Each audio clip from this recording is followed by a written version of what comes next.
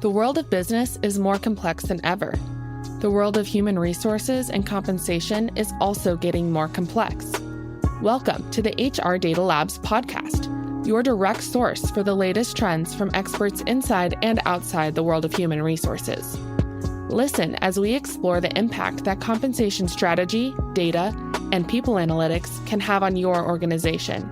This podcast is sponsored by Salary.com, your source for data, technology, and consulting for compensation and beyond. Now, here are your hosts, David Turetsky and Dwight Brown. Hello and welcome to the HR Data Labs podcast. I'm your host, David Turetsky, here at the HR Technology Conference 2024, live and in person at Mandalay Bay Exposition Center in beautiful Las Vegas, Nevada. And today I have with me one of my BFFs forever, Chris Havrilla from Oracle. Best friends forever. Forever. We're yogurt buddies. Yes, we are. Yes, we are. We will always have that New Jersey yogurt place. That's right. That will always be that'll be our Paris. It will be our Paris. In our quasi residence at in West Orange. In West Orange or Courtyard. Right. You don't know it was a residence inn. It was a residence inn. Residence inn, yeah. That's right. And Marguerite Santa Maria. Oh my gosh. She was our buddy. Family. Yes. I mean, oh my God. Mishpocha. Exactly. I learn something new every time I'm with you. And I do too. And that's why I appreciate your friendship. But Chris, as we do with every podcast, we need to know one fun thing that no one knows about Chris Havrilla. Oh, wow. I choose the hard ones first. You do. Yeah. You do. What is something fun? Fun, new, different. Something new, different. I think little known fact. Okay. Little known fact. Everybody knows I'm into F1 right now. Yes. Everybody knows I am a big supporter of the Oracle Red Bull team, but very few people know how that got started and where the love came from. Yeah, I'd love to hear that. And I will tell you that from the probably maybe 14, I used to go to dirt tracks because I'm a Southern girl, right? And we love all sports, sure. And we love cars, and we, just the whole thing, cars and trucks and everything. So I would start, I would go to these dirt track races, and then I kind of evolved, into sports car racing. Wow. Right. Where, and I would go and I would work at the Road Atlanta track, doing timing and scoring with like little stopwatches because I'm that old. And and then I went into race control where, with our walkie-talkies, we would, find out what was happening at other turns and put it on the master board for the chief steward. And then I had race car driver come and ask me to be on his pit crew. Wow. So I could do what is known in like NASCAR today and stuff like that as a spotter. Wow. But it did not have a name like that. I literally would time and tell him the differentials between the car in front of him, if there was one, and the car behind him. Split times, all the differentials, how much he'd need to increase his speed, and I'd write it on chalkboards. Right. So it's gotten that was that technology at that time. Gotten a lot.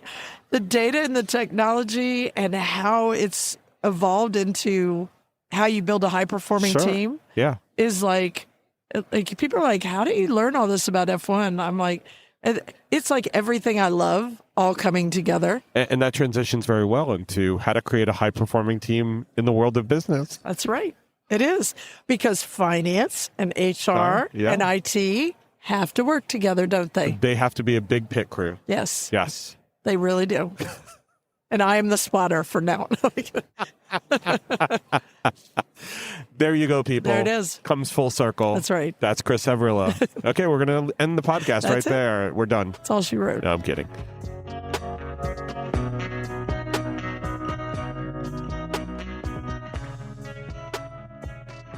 So one of the beautiful things about being at the HR Technology Conference is that you look around and you see the vastness of how HR has changed. And you could say it's HR process. You could say it is the HR technology, but they go one in hand, right? Yes. They go one hand in the other. So, Chris, you've been in HR for a long time, just like me. What have you seen as far as evolutions of HR What are the things that you're seeing as trends, as evolution of HR? Hey, it's Bob Pulver, host of You podcast. Human-centric AI, AI-driven transformation, hiring for skills and potential, dynamic workforce ecosystems, responsible innovation. These are some of the themes my expert guests and I chat about, and we certainly geek out on the details. Nothing too technical. I hope you check it out. I think the thing that really stands out to me is the fact that I think we're finally at this point where the technology can work for us. Okay. Right? It has been the work forever. Like we fed the beast, we fed the beast, and we just didn't get it. Became the work itself. Right. And for me to see that in a very organic way, this could actually change how people work and operate if you let them, especially. Sure. And that is super exciting to me because every time I think about some of these things, the lens I look at now when I walk this show floor is, will people just change how they work? Will they see the opportunity and go, oh my God, I can do this better, faster, that. Will they see it and start to explore it that way? Or is it just going to add another step because they're not going to change working? Right. But it should be so seamless. It should be so organic that I change how I operate. Right. And I see that promise in so many of these booths. It certainly is at the heart of what I do when I'm, we're thinking about what our investment strategies is. Sure. Will this actually fundamentally change the way a manager manages without some big top-down transformation? Right.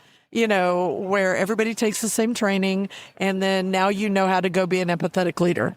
No, that doesn't work. It doesn't. No. And we saw that over and over and over again, even in, where we've worked together in the past. Yes. Right? No names. And so that to me is the promise. I also think it's going to change the way HR operates.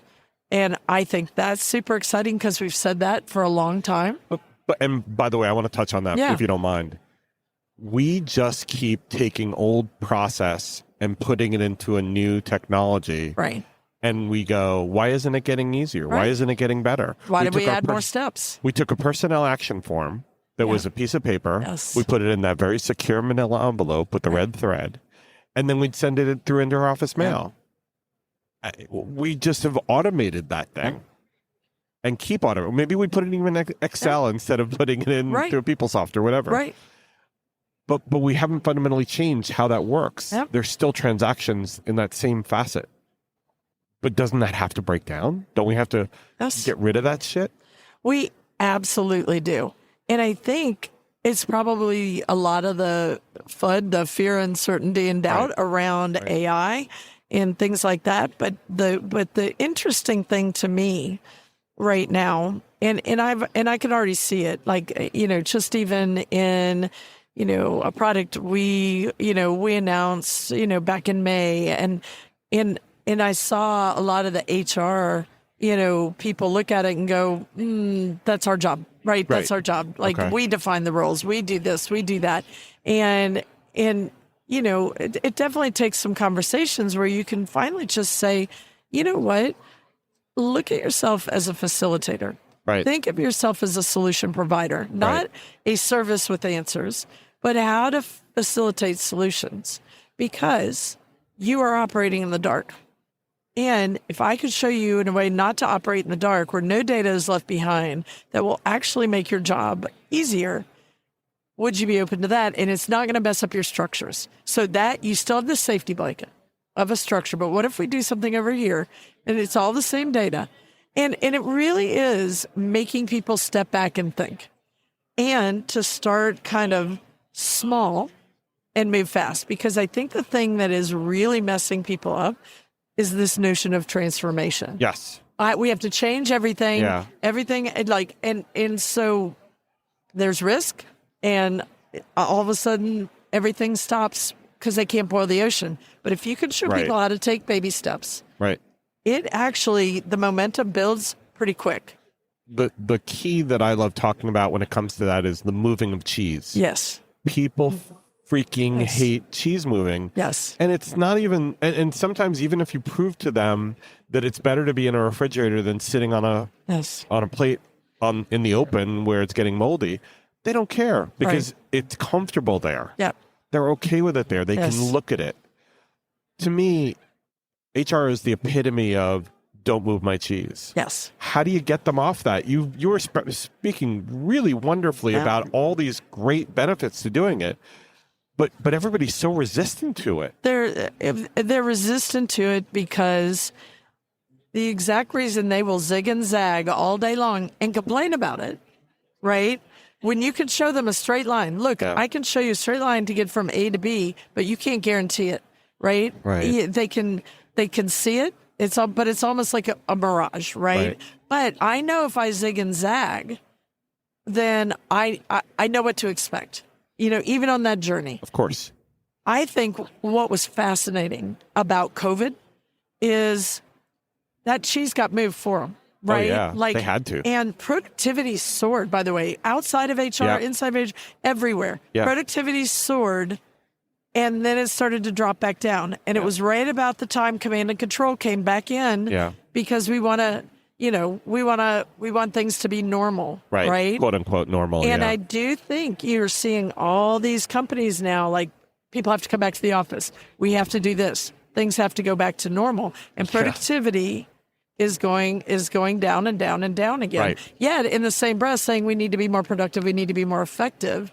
And so I do think that the one thing that we can do is if we can show people those baby steps, right, where it takes the risk out, but shows them that they can get to those outcomes a little bit faster.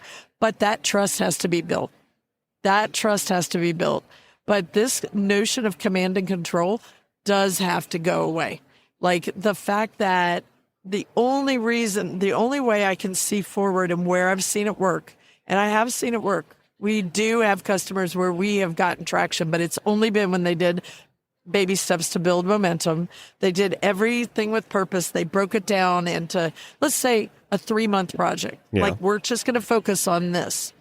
Because once it starts to elongate, leaders change, changes, the stress comes in that makes everybody want to go to safety. Yeah. Or you get some periods of downward pressure on finances. Totally. And everybody goes, we have to come back to the all office. Those disruptions we always hear about, right? Yeah. And whatever form it takes, you have to just time block stuff out and have, it's kind of design thinking 101, right? But let's just get an MVP, right? An MVP. That's the only thing I've seen work that makes it a little bit more organic, because people can see if I do an outcome like an MVP, right?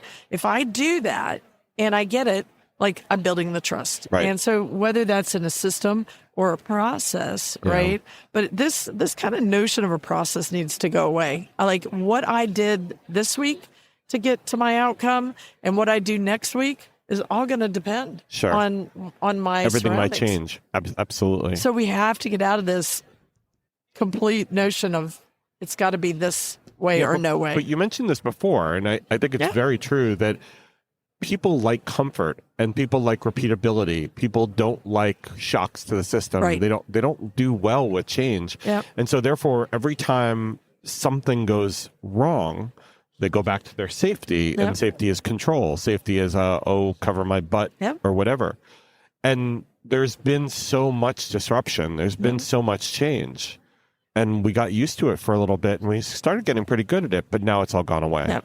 Yeah, it's reverting back to old ways. It is. And I think a lot of that is trying to kind of bring that control, back into things. But I do believe that's why things have to be kind of broken up. Yeah. And, the power of data right now, you can't deny it. Like, you can start to see, and thank goodness for things like ChatGPT that kind of, there's all kinds of things you can say about it. Yeah. But it really made this so mainstream that it gave people a reason to think differently and to say, you know what, if somebody's going to try to cheat the system, right, I think because it's going to do this paper, but at least they're thinking outside the box and they just tried to make something easier for them. And that's the lens. And that's when then the guardrails and controls can come in after that, right? Because you have to kind of give, like, what's the rules? Well, you can't copy. But Chris, you and I both lived through probably high school when we were still using typewriters, but then there were some computers around. Yeah. Some kids use computers, some use typewriters. And we went through the transition where people were like, no, you can't use a computer to send this assignment or to print this assignment out because it's going to help you with spell checking, whatever. Right. All right, well, we went through those times. Now there's Grammarly. Yeah. Now there's ChatGPT and Gemini and blah, blah, blah. And all of them can help kids, to your point. Right. Those are the tools that those kids have available to them. When it was us, it was either a Selectric or it was a Corona or it was an Apple II or a TRS-80 from Radio Shack. But those are the tools. Apple IIe for me. I had an Apple II Plus. Oh. But that was before the E. The E came after. It was. And then there was the Mac that I actually had in college. The box. Yes, the little box. Exactly. That had the monitor inside it. Absolutely. And it was a gray screen monitor, if you remember. I do. Or black and white, but it was still one little thing. Yeah. And so we've got to get over this, how work gets done. Yeah. Stop worrying about that.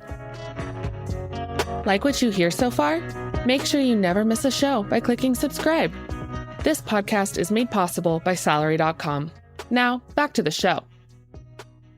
Now, there's the other sides of it that I've been talking about all week here, which is the risk of people putting stuff in the wild and having the walled garden and having, the data sources that are trusted. Right. Having at least the data be curated to make sure that we know what's going into these models and what's going into the algorithms. Right. But for frack's sake, use the tools at your disposal and get smarter about them before everybody else is doing it and you're not.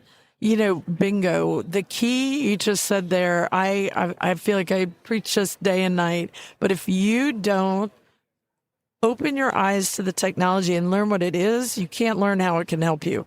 But I do think the lens we all need to look through is, and look, one thing we're all good at is human nature is being selfish. Yeah. And so embrace that and say, well, how can this help me? Right. Like, what if somebody let me hire somebody tomorrow?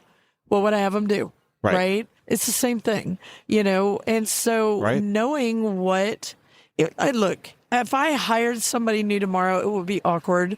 And I'm not going to trust them. They're not going to trust me. We kind of have to feel each other out. Right. But we do it.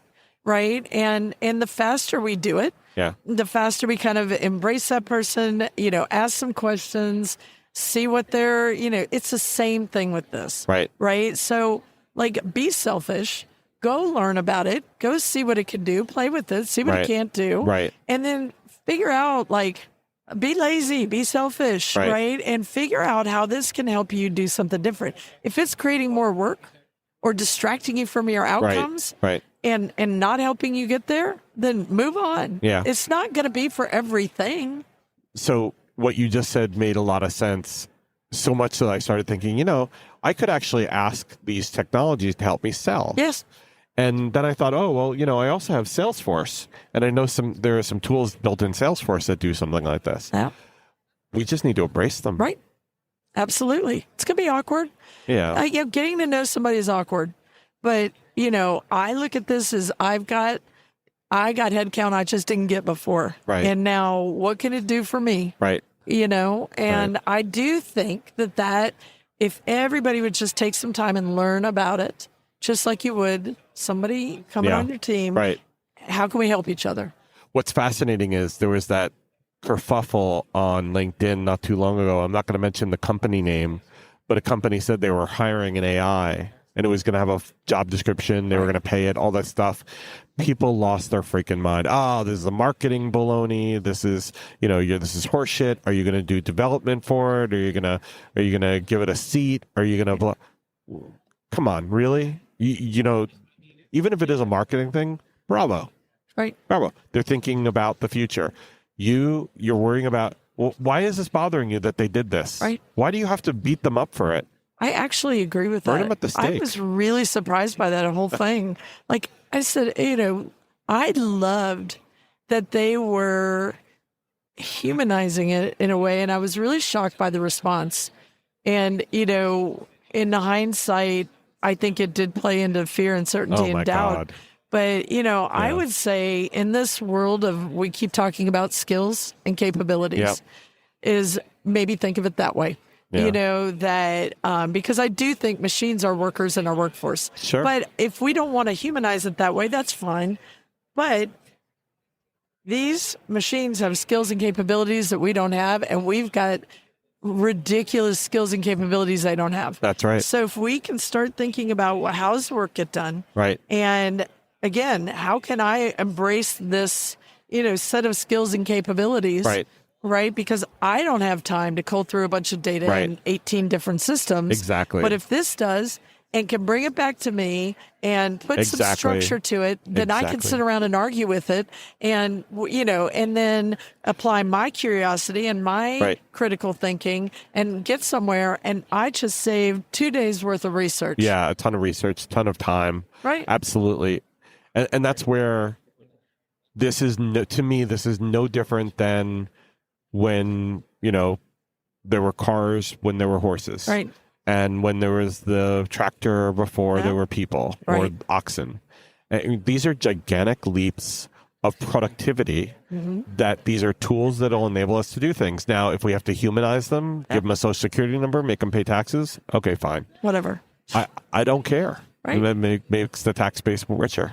But, the selfishness, if I can get my job done better. Absolutely. I'm going to use that tool. Better, faster, have more of an impact. Yeah. Hello. Yeah. This is exactly what the words competitive advantage mean. It's exactly. And if you don't embrace it, get the hell out of my way. Well, the whole very definition of innovation is it's going to answer one question and 3 more are going to pop up. Absolutely. And what if we're going to get stale, right? Like we're never going to have an impact. Right. We're never going to have an edge. I want an edge. You want an edge? Absolutely. Thank you. Yes.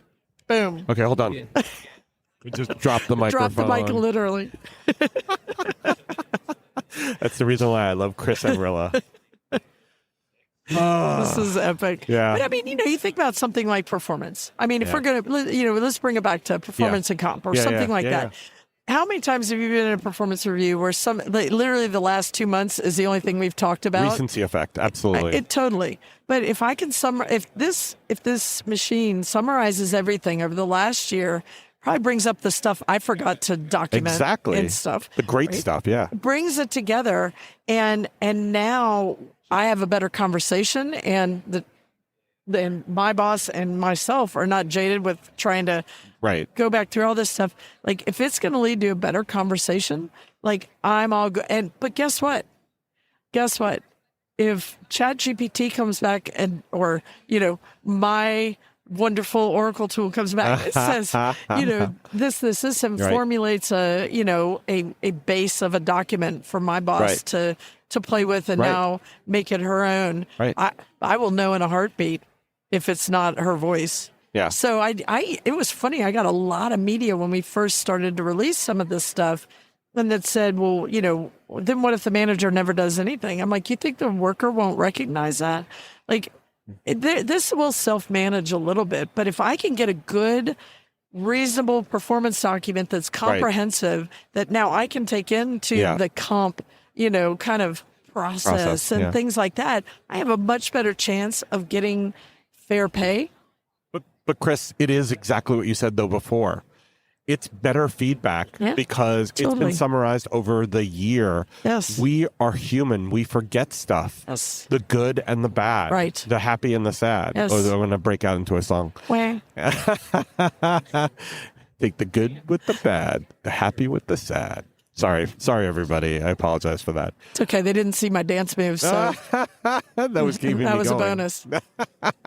We'll put the video as the addendum to this. No, but seriously though, if you could give managers and employees an assist by giving all of the really good highlights and lowlights. Yes. Listen, performance evaluations have stopped being about how to be better so that you can change for next year and get more and do more and be better. Right. They've become my boss hates me because they gave me a 1 out of 5. Right. No, they don't hate. I mean, they might hate you, but they don't hate you, or they shouldn't hate you. Yeah. But it should be an objective conversation about, did you achieve the things that you had set out with your boss? Right.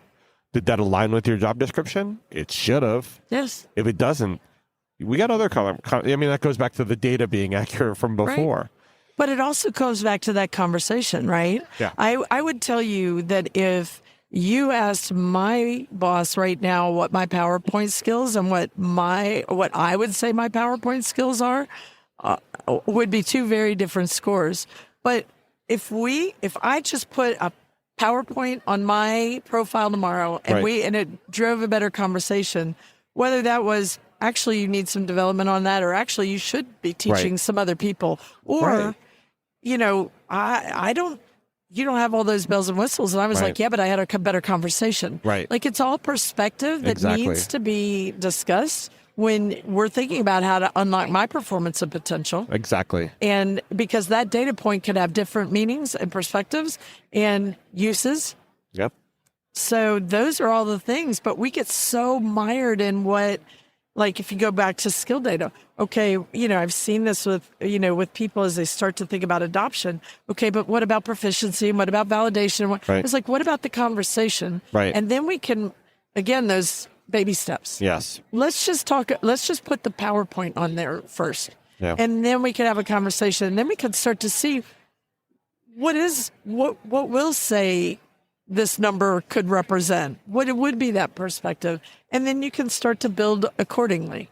It's baby steps. It is, but we have so gotten, as a people, as a culture, and it's not just the U.S., it's beyond, performance evaluations as a practice is just garbage these days. Yeah. Nobody likes it. Everybody doesn't look forward to it. I mean, I love it. I love feedback. I don't get any. You probably get some. Hopefully it's all good feedback. But I mean, seriously though, I get a lot of feedback. I'm sure you do. I get some too. But seriously, it stopped being what it was. Yeah. It stopped being about, how do I develop, like you were saying, how do I become better? How do I get a better career? How do I get more comp? Whatever. And it's all about, do they like me or not? Yeah. Well, I do think that's the promise and the organic change that I see coming, or at least when I think about how we're investing, right?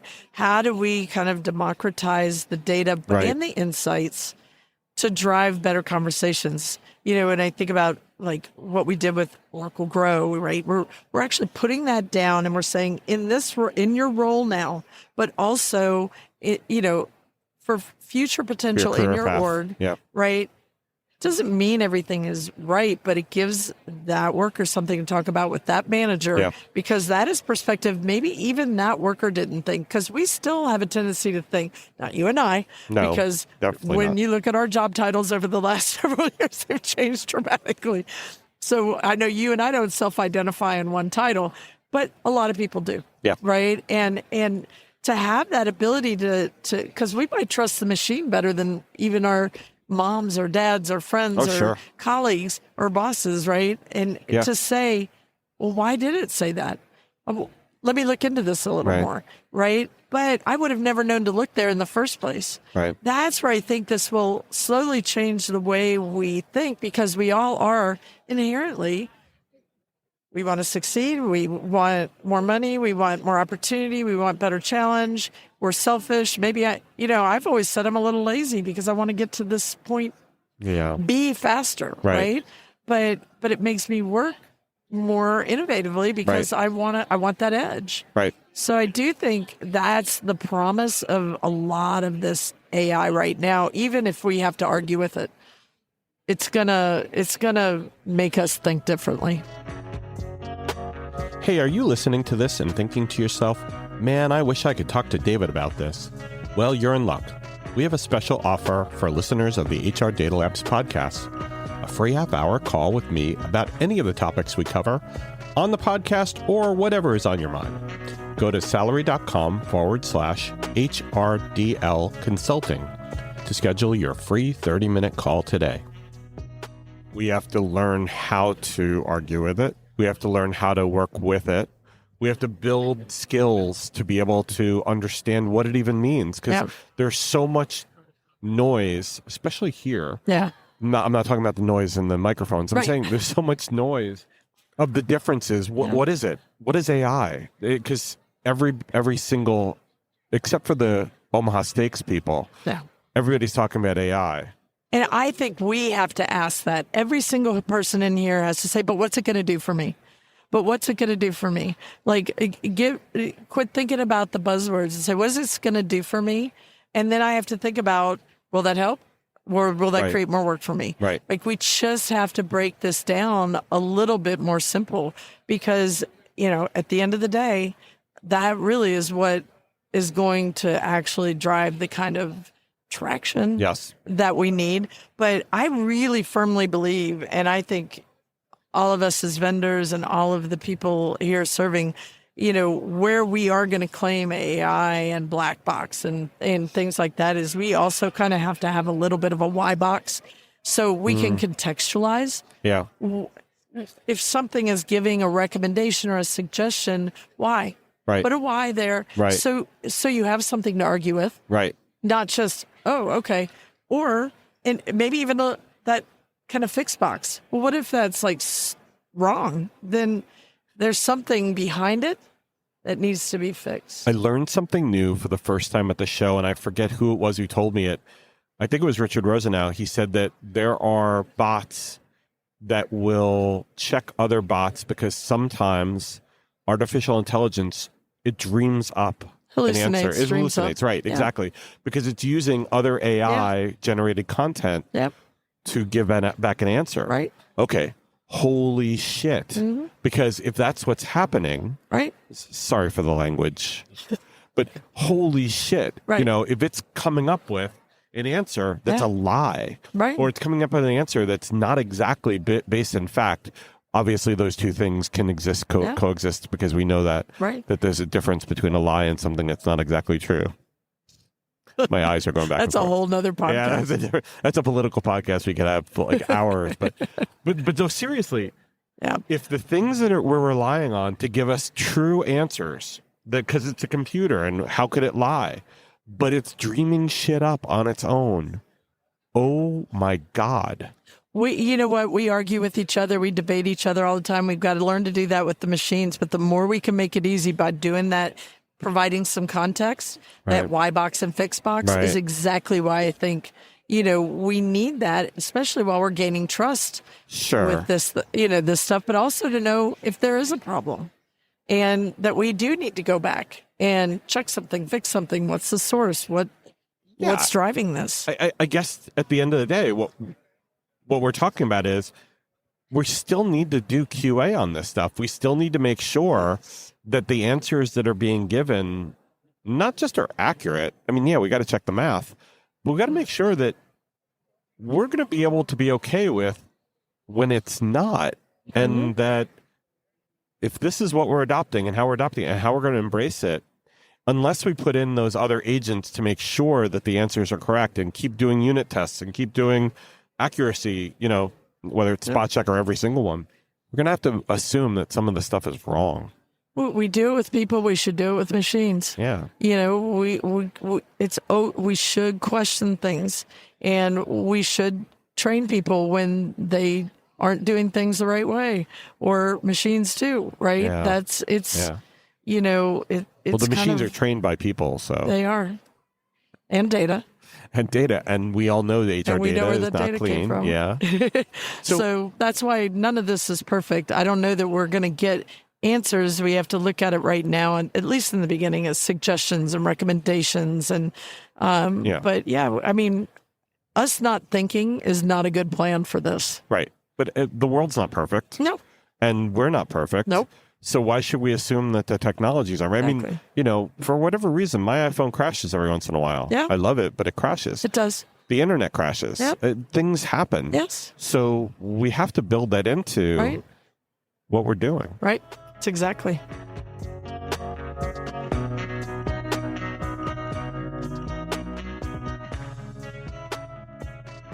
Sounds like we're creating religion. Well, it's perfect, but it's not perfect. It's something we believe in, but we don't believe in it. I don't ever say anything is perfect. Yeah. I don't ever You're think perfect, I have the answers. Chris Havrilla. I You're know perfect. I'm not perfect. Yes, you are. You're perfect to me. You are so beautiful. I won't even sing. I'm already losing my voice. To me, can't you see? Actually, it's the first time I've ever sang on the podcast. I was just about to say, it's the first time I think I've ever heard you sing, it's not bad. It's serenading. It's to you. And for those of you who are still listening after that, and I haven't actually made you deaf, I apologize, but that's what Chris does to me. This is my yogurt BFF. That's right. Yogurt BFF forever, for sure. Chris, it's always a pleasure. Thank you. This was awesome. You know what? I think I should just call you every once in a while to serenade you, or maybe you should. We won't record it like this, but we want to check everyone else. Yes. But again, thank you very much. Thank you for having me. This was great. All right, take care. Stay safe. That was the HR Data Labs podcast. If you liked the episode, please subscribe. And if you know anyone that might like to hear it, please send it their way. Thank you for joining us this week, and stay tuned for our next episode. Stay safe.